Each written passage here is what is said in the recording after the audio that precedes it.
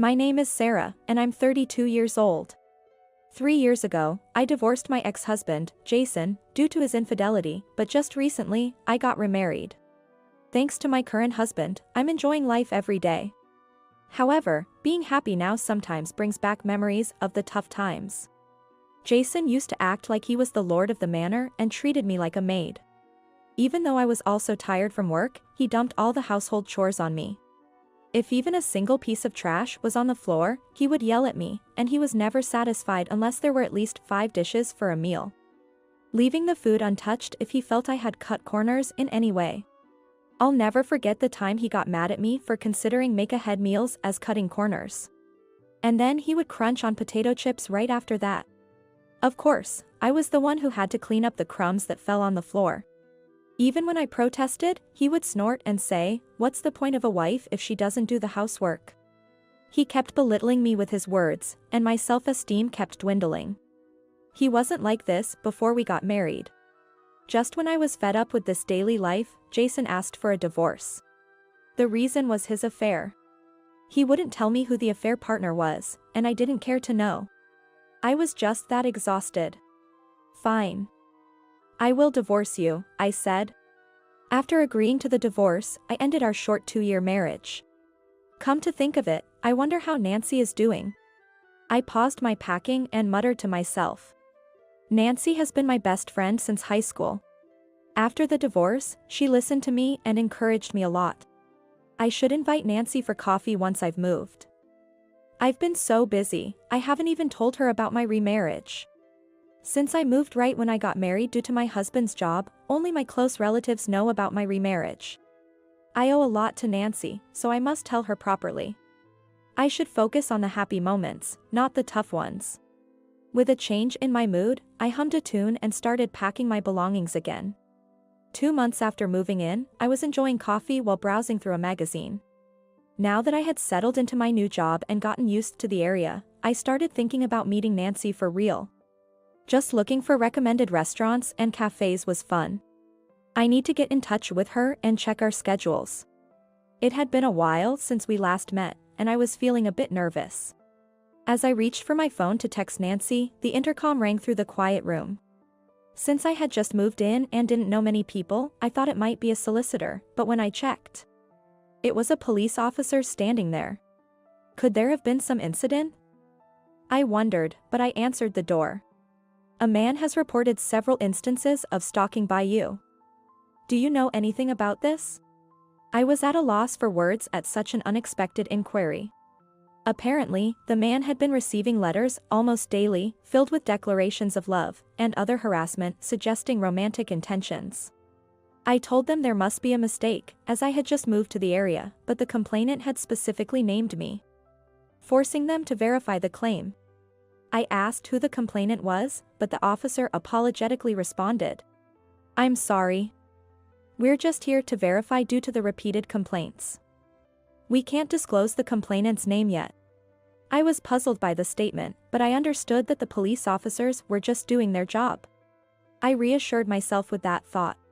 After all, since I had done nothing wrong, I just needed to stay confident. In the end, they were convinced that I had just moved in and said, "If we find out anything, we'll come back to report to you." With those words, the police officer left. Afterwards, I dove onto my bed in the bedroom. I kicked my legs in the air and buried my face in the pillow, groaning. The eerie fact that someone had specifically named me brought an indescribable discomfort all over. Why? How come? It's scary, I pondered, and before I knew it, the day was starting to fade. I was thinking of contacting Nancy, but now I'm not in the mood for it anymore. Sighing deeply, I forced my heavy body up to clean the laundry. I was lost in thought about what had happened the day before. After the police left, I talked to my husband when he got home, and he reassured me that it must be some mistake. That helped me regain some energy, but as soon as my husband went to work and I was alone, the gloomy feelings crept back in. That's when it happened. There was a call on my phone from an unregistered number. I could have ignored it, but a bad feeling made me answer the call. "Sarah, long time no talk." I gasped at the familiar voice. It was my ex-husband, Jason. Hearing my silence, Jason sneered. So, you still haven't admitted to stalking me? I'm disappointed in the police. I told them to pin you down properly. Those words instantly made me realize that the incident from yesterday was Jason's doing. You're the one who made that bizarre report to the police, I accused. To my question, Jason simply said a yes, and continued with a baseless claim, you moved here because you still have feelings for me, right? Everyone around me is shocked. His usual overconfidence was infuriating, especially knowing he was probably smirking over the phone. And from his words, it seemed he was spreading rumors that I was stalking him. Me, stalking Jason? That's a joke. The painful memories of the past resurfaced, and I struggled to remain calm as anger rose within me. It's been 3 years since we divorced, what are you talking about? Besides, I'm remarried. Jason just laughed, as if my firm statement was a lie. If the police can't handle this, we'll have to settle it directly, he said, proposing a meeting to discuss. The location was a diner. Fine. I have nothing to hide, after all. Angry, I decided to respond to the summons and headed to the diner. Looking back, I regret acting so hastily. When I arrived at the diner, Jason was waiting at the entrance. He was wearing a suit that even I could tell was expensive, a change from the past. Sarah, haven't you become more beautiful? I could smell his cologne as Jason scrutinized me, making me uncomfortable. Cut it out, I said, frowning. Jason just shrugged. Still as charmless as ever, I see. Swallowing the words, mind your own business, I followed Jason inside. We headed to a table he had already reserved, and to my shock, there was someone unexpected sitting there. Nancy, why are you here? Yes, it was my best friend, Nancy, sitting there. Jason and Nancy exchanged smirks at my surprised reaction. Me and Nancy got hitched. Don't go getting jealous just because I look happy, he said, wrapping an arm around Nancy. On his wrist was an ostentatious luxury watch that looked out of place. Oh, this? I'm running my own company now. Thanks to Nancy, of course. After divorcing me, he got engaged to Nancy and, with her parents' help, started his own company. Apparently, the business is doing well and has become stable. To be honest, I couldn't care less about that. The word got hitched echoed in my ears. Nancy, knowing what I went through, married this man? I was bewildered. When you invited me to your wedding, I was shocked. How could someone as wonderful as Jason marry you? I've always disliked you, Sarah. Everyone was always talking about you, even though you weren't that cute. So I pretended to be your best friend, thinking I'd eventually bring you down. Nancy smiled unabashedly and said, every time I met Jason, we joked about how we got the order of meeting wrong. I felt nauseous seeing Nancy happily leaning on Jason. Nancy had been there for me after my divorce, listening silently to all I had gone through. She must have been listening with the same malicious grin she was wearing now. Nancy, with a smug expression, began her story. She confessed to falling in love with Jason at my wedding. She had secretly given him her contact details that day and made her move, and Jason quickly became smitten with her too. What was worse, Nancy had egged Jason on to mentally abuse me. No wonder Jason's personality seemed to change abruptly after we got married. I was oblivious to the fact that they had been enjoying my suffering all along. Nancy boasted, since you wouldn't give up, eventually it took about 2 years to get Jason. As if tired from all the talking, Nancy sipped her orange juice through a straw. It was too shocked to say a word to Nancy. Now, to the main point, can you stop following Jason around? I was surprised to see you the other day. But moving here just to stalk Jason after 3 years of divorce is creepy. Unlike you, we're enjoying a happy and loving marriage. So just give up already. From Nancy's tone, it seemed she had already guessed that I moved to this area after she saw me. Moreover, Nancy was convinced that I had moved here to stalk Jason. At this point, whether they believed me or not didn't matter. My mind was elsewhere. I was struggling not to lash out at them in anger. I'm not stalking anyone, and I have no interest in such a man, I stated firmly and stood up from my seat. Nancy's laughter followed me, but I didn't look back. Nearly 2 months later, I received a call from Jason. Expecting this, I answered the phone. Jason sounded panicked, and I couldn't help but smirk. There was no need to ask, did something happen? It seems you were indeed a victim of stalking, but the perpetrator wasn't me, it was your current affair partner. Turns out, Jason, true to form, had cheated on Nancy as well. His casual fling had made the affair partner turn into a stalker. This was the truth. Jason, flustered by my words, explained the situation, mixing in excuses. It turns out Jason knew all along that the stalking was the work of his affair partner. However, if Nancy found out and it led to a divorce, he would lose the support of her parents. Hearing Nancy talk about me moving to this area, he saw an opportunity to divert her attention by framing me as the stalker. Apparently, it was Nancy's idea to specifically name me in the police report and to summon me to the diner, and Jason felt he couldn't refuse. Layering lies upon lies, typical Jason ended up in this mess. I shouldn't have treated you like a stalker. But there was no need for this. Jason cried out in anguish over the phone. He was in the midst of chaos. I could hear banging on a door and a woman's voice, likely Nancy's, in the background. Given the situation, he must be barricaded in his own room. It's a pitiful sight. I merely told Nancy the truth as a favor to my former best friend, I said. What Jason referred to as this was probably me sending Nancy a certain photo. Along with a note saying, I'll be requesting damages, thank you. The photo showed Jason's current affair partner in the act of stalking and the two of them entering a hotel together. I was surprised you'd go to a hotel while being harassed, I said, incredulously.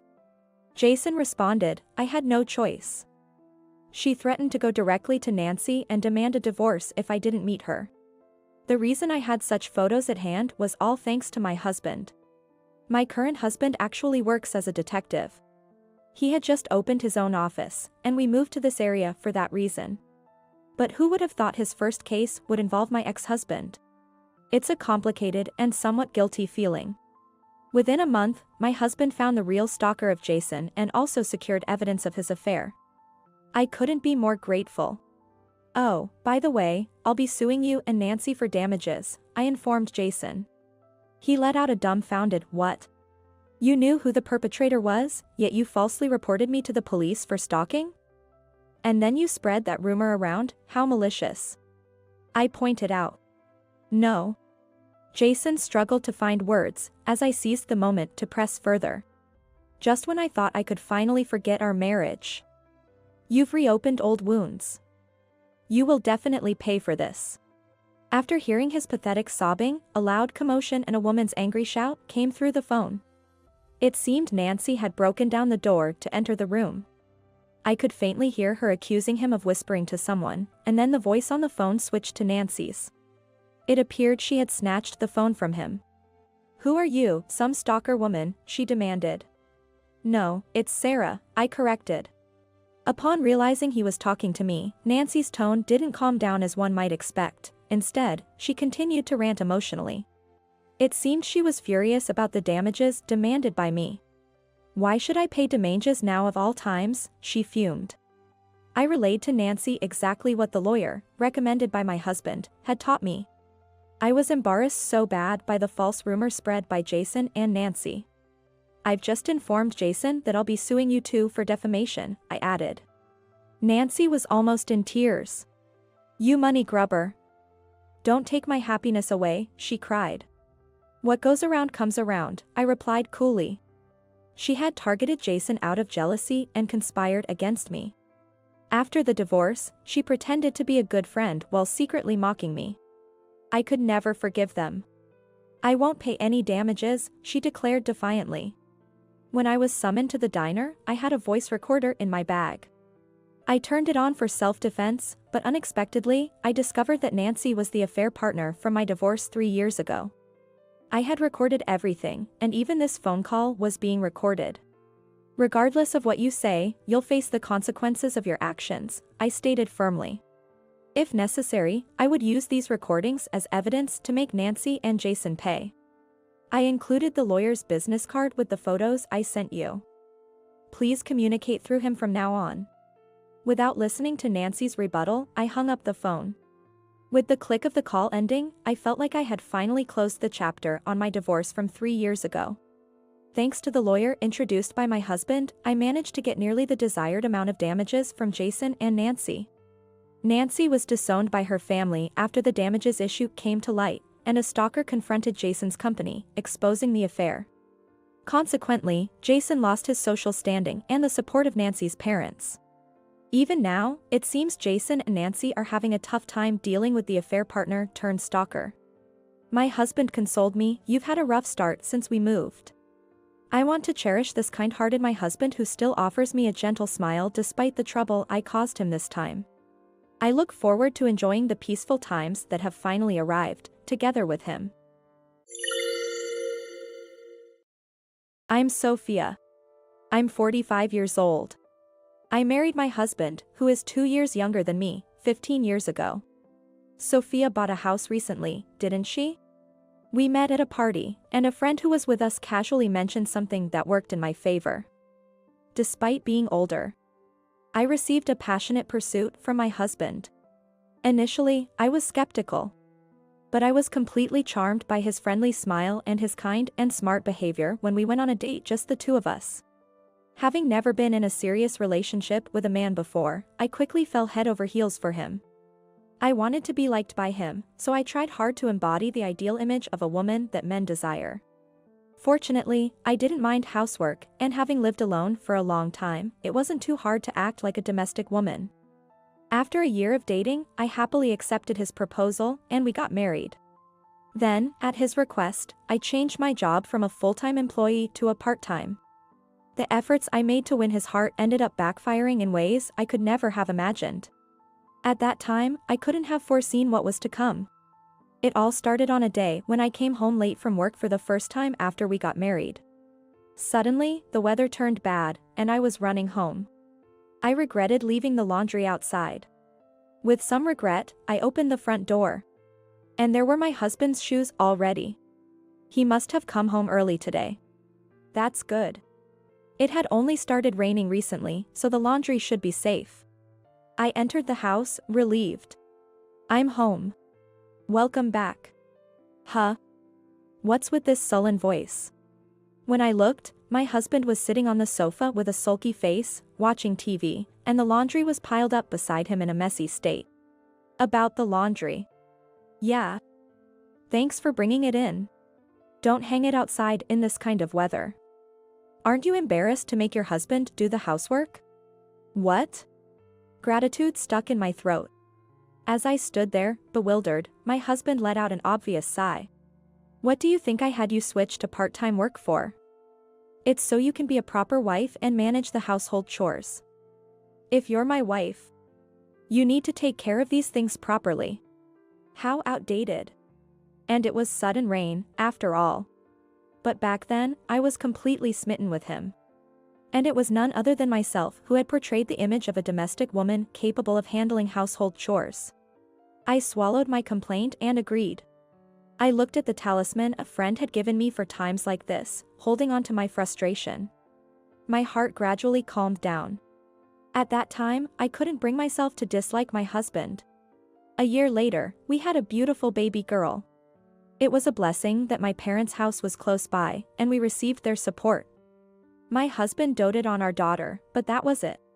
He hardly ever helped with housework or childcare, but back then, our daughter was very attached to her indulgent father. I guess it's better than nothing that he played with her. Fortunately, my husband's salary covered our living expenses.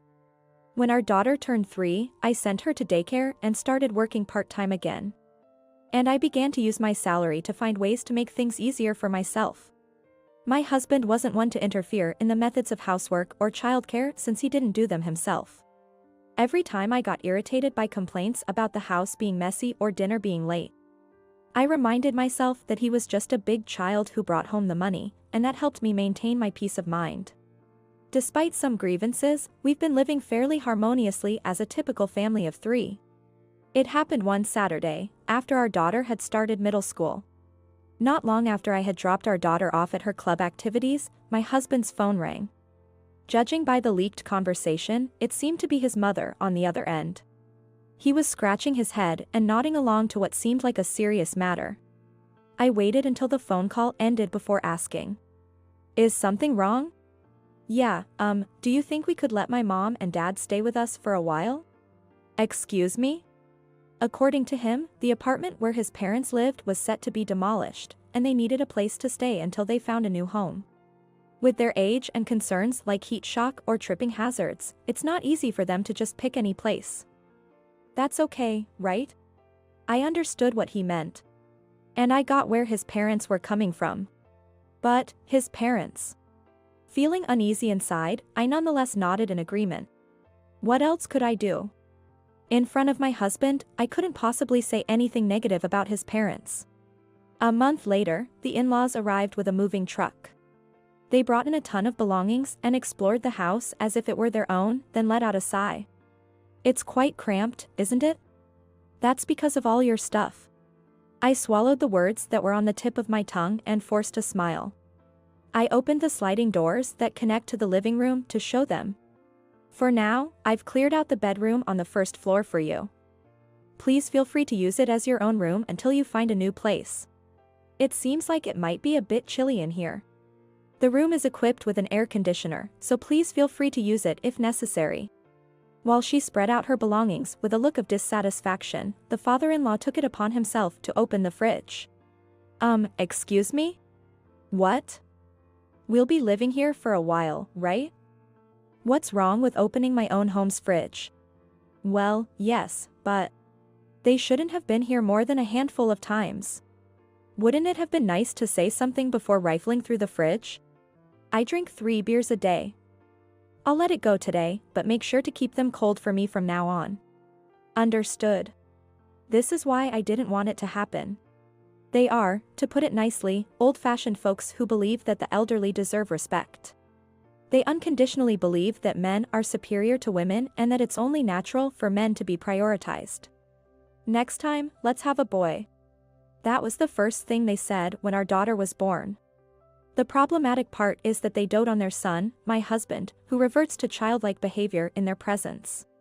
Fortunately, since their home was far away, dealing with them was previously limited to just enduring one day during the New Year and Easter holidays. But the thought of this extending for an indefinite period was disheartening. It's disheartening, but there's no helping it. I was optimistic, thinking it would just be a few months of endurance, especially with the moving season coming up. However, my hopeful assumptions would soon be completely shattered. Sophia, I've been meaning to ask, is this all we're having for dinner? After a while of living together, my mother-in-law asked with a furrowed brow. Yes. Is there something wrong with it? What's with this cheap lunch set-like menu? While it might be lacking in variety, the soup is packed with vegetables, and the pickles are homemade. Nutritionally, there shouldn't be any issues. Grandma, Mom starts cooking dinner after she comes home from work. I think that should be enough.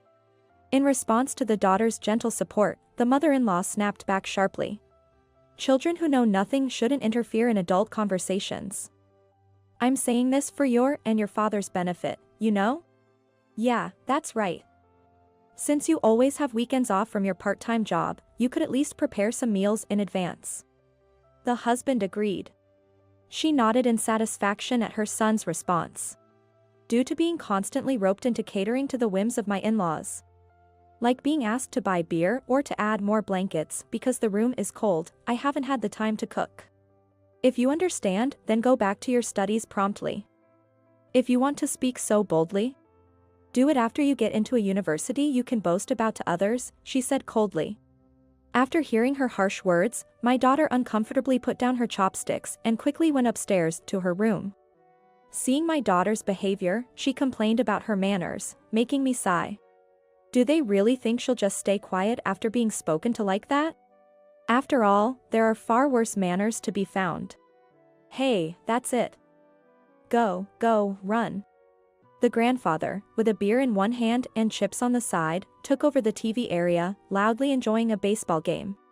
I frowned at him, who was excitedly spitting while sitting with one knee on the sofa. Ever since my in-laws arrived, the top priority in the household has been the elder and male, my father-in-law. Next in line are my husband, mother-in-law, and then, me and my daughter. Sure, there might be situations where such a pecking order within a household is important. But how about the feelings of my daughter, who's been pushed aside and had her life upended by our freeloading in-laws? They spend their days as they please, regardless of whether it's a weekday or weekend. And they neither look for a new place nor contribute to the household in any way, including financially. I once asked them to contribute a little financially. When we were raising our son, we never once asked him for money. Are you, even if by marriage, really trying to extort money from your parents? I was yelled at hysterically. It made no sense. Moreover, after that, they wouldn't hear any of it and seemed to be splurging on hot spring trips and shopping with the money they saved. My daughter and I are nearing our limits. This weekend, as I was about to have a day off, I planned to send my daughter to my parents' house for safety. And after making sure my in-laws had gone to sleep, I cautiously brought up the topic to my husband. Hey, since your parents came, our daughter spends more time in her room.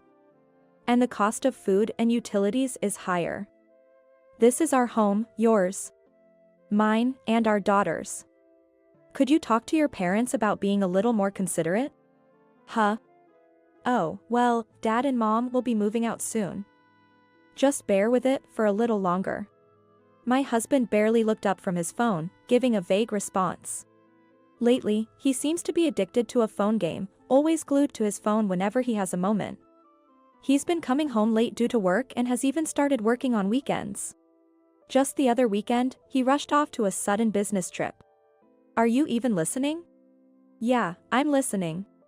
I wonder what's so fascinating about that game. Just as I tried to sneak a peek at his phone, he abruptly stood up, hiding the screen as if it was something secretive. What are you doing? It's my privacy. Sure, a phone is a private thing. But is it really that shocking to have someone see a game screen? What are you hiding? And nothing. Nothing? Then let me see. I'm curious about what kind of phone game has you so hooked. No, because, well, my husband fiddled with his phone behind his back. Could that be why? Suddenly, a message notification sound came from the previously silent phone. It seems the silent mode was accidentally turned off. It's 11 p.m. on a Friday night. Just because it's Friday night, is it normal to be messaging at this hour? We're not teenagers, after all. Suspicious. It seems like you've received a message. Why don't you check it? I said this with a gentle smile. My husband glanced at his phone screen and forced a grin. It's, work-related. I should head to bed soon, I have work tomorrow, oh. On his way to the bedroom, the phone slipped from his hand. I quickly picked it up and glanced at the screen, where I saw a message from Emily saying, looking forward to tomorrow. I love you too. In a panic, my husband found me holding his phone right in front of him. What's this job that involves having fun with a girl? Who's Emily? I love you too, means you replied the same? My bad feeling was confirmed. My husband's eyes darted around for a moment, but then he slumped down as if resigning himself. I'm sorry. It was just meant to be a bit of fun. To put it bluntly, my husband was having an affair. The whole addicted to a phone game was a blatant lie. The other woman was a junior colleague from his company, and of course, the weekend work and business trips were lies too. My head spun from this unexpected betrayal. I thought I had been fully supporting my husband with work, house chores, and parenting. Something inside me snapped at my husband's attempt to brush it off with a silly laugh. You think it's forgivable just because it wasn't serious? Enough already. Startled by my raised voice, my in-laws woke up and appeared, rubbing their sleepy eyes. What's all this about? Perfect timing. Let's inform them about their precious son's deeds. I have something to tell you guys. I detailed the facts I had just discovered to my in-laws. My husband sat shrunk, like a scolded child. I didn't care if it seemed childish to tattle to my in-laws. They, along with my husband, should feel some shame. After finishing my impassioned explanation, I took a deep breath. That's when the father-in-law muttered, seemingly uninterested. Is that all? What? It's just a fling, right? A fling or two is just a man's nature. If you get upset over this, how will you survive the future? I can't stand this anymore. That's it. A woman would surely understand how I feel.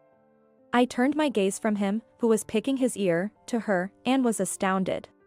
To my shock, she was comforting my husband by rubbing his back. What a misfortune to have your phone snooped on and to be yelled at. You used to be such a homely and sweet woman when you first came to greet us. And now you've turned into such a nagging wife. No wonder he wanted to have some fun. Mom, do you understand? I just wanted a bit of excitement. My husband looked up and nodded eagerly. With a sigh of exasperation, she declared, "Don't make a hysterical scene over something so trivial. If he cheated, it's because you lack appeal." I was speechless. Living as if nothing happened, or rather, defending their son who cheated, was something I couldn't stand any longer. I had thought of enduring until my daughter was an adult, but I had reached my limit. Let's get a divorce. I pulled out my amulet, a pre-filled divorce paper I had kept from my younger days. My husband looked at his parents with a pleading, puppy-like gaze for help. They snorted disdainfully. "We think it's fine if you two split up. You're talented and handsome. You'll have no shortage of suitors in the future. The person you're with now is young, right? You can expect a son from her. Girls are just no good, all talk and no action." I watched to see what my husband would do after being spoken about his daughter in such a manner, but he just smirked as if he had an epiphany. "Yeah, that's true. Our daughter used to be so cute, but now she treats me like air. Maybe starting a new family and starting over is one option." Unbelievable. It was my husband who started neglecting our daughter first. As she grew up and became more intelligent and less adorable in some aspects, my husband began to find her bothersome. It's absurd for a father who hardly listens and interacts whimsically to expect to be liked. Any affection I had left for my husband was rapidly disappearing. "Right, you admitted to cheating, didn't you? Just so you know, in the divorce, I'll be asking for a fair share of the assets." My husband's hand froze as he reached for the pen. She grabbed his hand. "Asset division? Why should my son pay such a large sum when you're the reason for the affair? Rather than paying that, don't agree to the divorce." Despite their absurd logic, it looked like a 3-against-1 situation from the outside. My husband smirked, feeling secure in his position. "That's right. The divorce can't happen without my agreement. If you want a divorce, you'll have to respect our opinions too."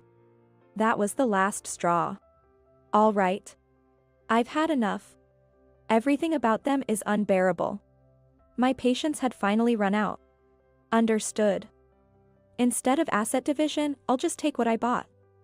You can record this as a verbal agreement if you want. They visibly relaxed. "Get everything sorted before you change your mind," she said, leading the way as we all opened our voice memo apps on our phones. I repeated what I just said into the app, and my husband readily agreed. Here's to the start of a new life. Eagerly, my husband began filling out the divorce papers.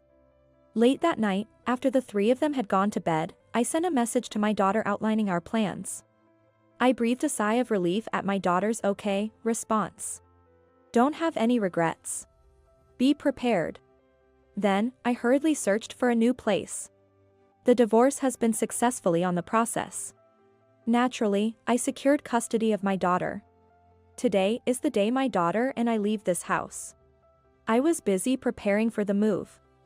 They became even more unruly, starting their drinking early in the day. Can't wait to get away from here.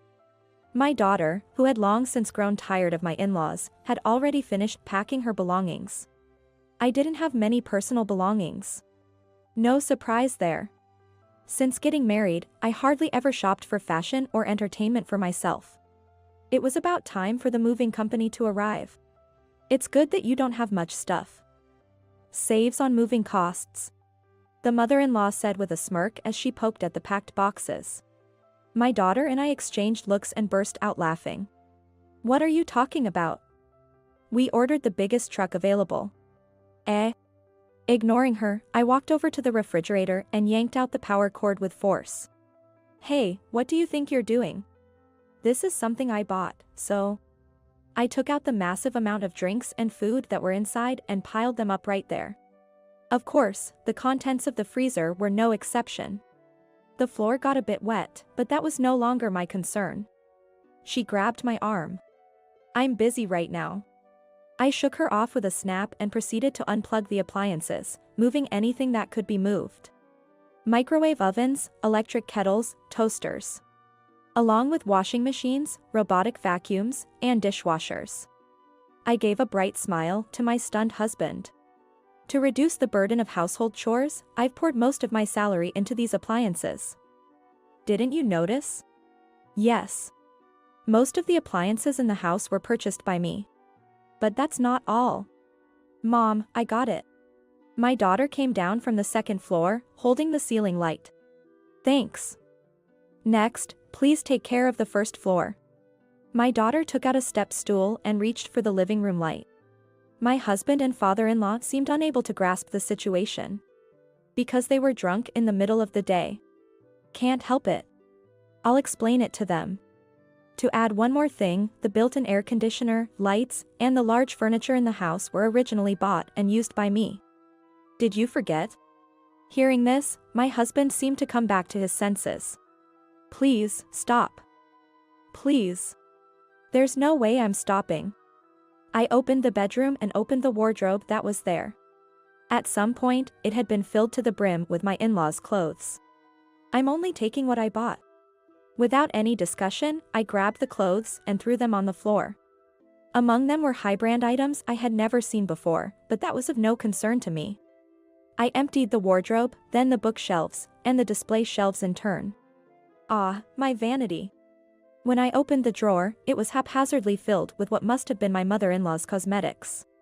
Such a shame, considering there were many department store brands. It's too much trouble to take them out one by one. Right. Here we go. I flipped the drawer over. In no time, it was empty. Phew, that's refreshing. Her face, as she hurriedly gathered the cosmetics, was pale. Mom, the movers are here. My daughter called out to me loudly. Show them in. Have them move everything quickly, please. She cheerfully addressed the movers. She was much more adult than the adults in front of me, who were just flustered. It's a bit messy, but please don't mind and carry on. The movers, true professionals, proceeded without hesitation. The house was being emptied at an incredible speed. No. What remained in the house were a few pieces of furniture and a large amount of food and entertainment items that had nowhere to go. In any case, almost nothing essential for living was left. Well then, see you later. After sending off the truck with the movers, my daughter and I took a moment to catch our breath after finishing the job. I received an envelope from her and suggested she go to her grandparents' house for now. At that moment, I was yelled at from behind. After encouraging my startled daughter to go ahead, I turned around. It wasn't just because of the alcohol. My in-laws and husband were shaking with anger, their faces red. How could you do something so terrible? I was just keeping my promise. More importantly, you all should hurry up and get your moving process done. The 3 members of my husband's family let out a foolish sound. It's exasperating. Have you forgotten that too? I am the owner of this land and house. My husband's face turned pale in an instant. You mean, you're taking the house too? Ding dong. Correct. The land and the house have already been sold. Despite their correct guess, they seemed more to have their legs give out than to rejoice. It's strange, isn't it? Well, it's only to be expected. You can't just do something like that. Look, I bought this house. I am also the owner. I've been paying the mortgage since we got married. You didn't contribute at all. So why do you think you have a say in selling it? In fact, whether they lived with me or not, I could proceed with the sale on my own. I wasn't breaking any public rules. Above all, our home was practically empty now. I couldn't imagine them being able to buy back the original level of furniture and appliances and live as they used to. Especially after their continuous squandering. Don't worry. You had a cute girlfriend, right? You could ask her for help. At his false cheer, I snorted. Feel free to do as you like, but I don't think she'll have any money for you. I've filed for compensation from her. I wonder if this is what they mean by a deer caught in headlights. But that's not what we agreed on. It's exactly what we agreed on. I said I wouldn't claim compensation from you. After that, I hired a lawyer and contacted Emily from your company. She might have been a dreamer suited for you, but her parents, unlike yours, were reasonable. Was it a week ago? They admitted they had spoiled their precious daughter too much and agreed to pay up. At my words, the blood drained from my husband's face. No way. He hurriedly tried to contact someone on his phone. But the voice that came through, although it was a woman's, was mechanical. Sorry, the number you have called is no longer available. As they stood there bewildered, I approached them and handed over the envelope I received from my daughter. Here, this is from her. No way. It's a letter from her. Of course, she would, considering her father and grandparents are in trouble. My husband's face lit up. But no one said anything about a letter. They eagerly opened the envelope and were shocked to see the contents. This is... Right. It's about child support. It was prepared through a lawyer and has solid legal standing. You said I didn't have to pay any property division or alimony. Did you notice? I hadn't decided anything about child support. After all, the right to receive child support belongs to the child. My husband's mouth opened and closed in silence. That child's father is you. She said she would definitely get into a university that she could be proud of in front of others. You're responsible for paying until she graduates from college. They were completely dejected. It's the least bit of kindness I could offer. I left a brochure I got from the movers in front of the three of them and left the scene. A month passed, and just as the proceeds from the sale of the land were safely deposited into my account, I began receiving desperate emails from my husband, pleading for reconciliation. According to him, my phone call exposed his affair with his girlfriend at work. The woman he was involved with resigned after losing her place. My husband was demoted and stripped of the position he had built up over the years.